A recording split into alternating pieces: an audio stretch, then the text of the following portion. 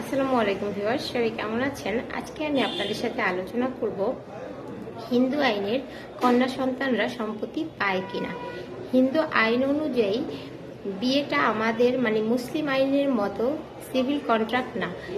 হিন্দু আইনে বিয়েটা এরকম যে এখানে পুত্র সন্তান জন্ম দেওয়াটাও বিয়ের একটা মূল উদ্দেশ্যের মধ্যে অন্যতম।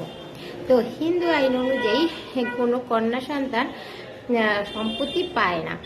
আর যদি কোনো ব্যক্তি চায় যে তার কন্যা সন্তানকে কোনো সম্পত্তি দিয়ে যাবে, তাহলে সে তার সম্পত্তি রেজিস্ট্রি করে দিয়ে যেতে হবে। আর আরেকটা ব্যাপার হচ্ছে, যদি কোনো ব্যক্তির পুত্র কন্যা থাকে, তাহলে শুধু পুত্র সন্তান সম্পত্তি পাবে, কিন্তু কন্যা পাবে না।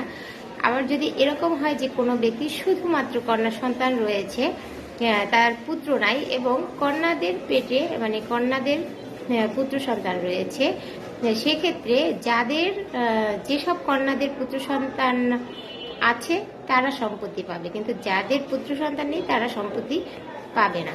ধন্যবাদ সবাইকে।